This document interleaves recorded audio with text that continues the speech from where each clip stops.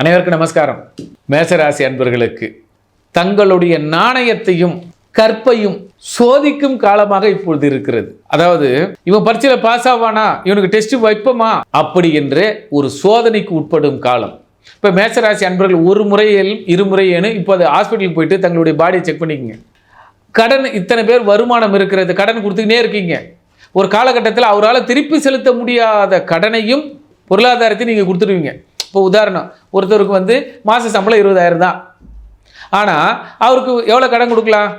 அதிகபட்சம் அவருடைய குடும்ப சூழ்நிலைக்கு போய் ஒரு 10,000 கட்டுவார்னா கொடுக்கலாம், இன்னும் 2,000 கொடுக்கலாம், 12,000 கொடுக்கலாம். அதுக்கு மேலே அவரால் நம்ம கொடுத்தாலும் கட்ட முடியாது. ஏன்னா ஒரு மனிதனுடைய இயற்கையான குடும்ப சூழல்களும் இருக்கும். அது போக தான் நமக்கு பணம் கட்டுவாங்க. அவங்களுடைய வாழ்வாதாரத்தை பறிக்கிற மாதிரியே நீங்கள் போய்ட்டு 20,000 லீவ் கொடுத்துட்டீங்க, கடன் கொடுத்துட்டீங்கன்னா அவங்க எப்படி கட்டுவாங்க?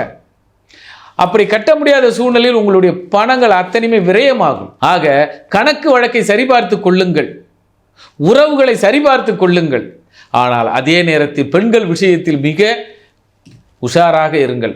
சிரிப்புக்கு மயங்கிடாதீர்கள், அழகுக்கு மயங்கிடாதீர்கள். உங்கள் பணமும் விரையும், நகையும் விரயமாக காலம் இப்பொழுது.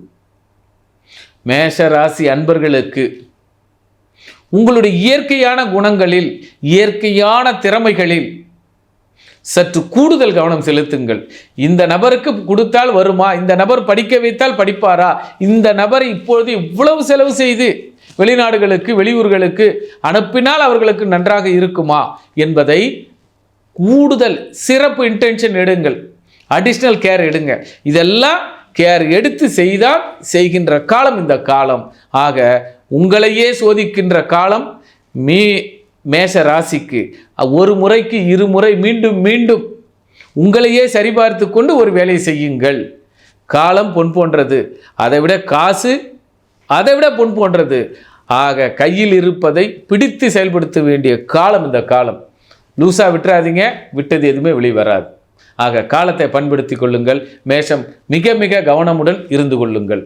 நன்றி, நமஸ்காரம்.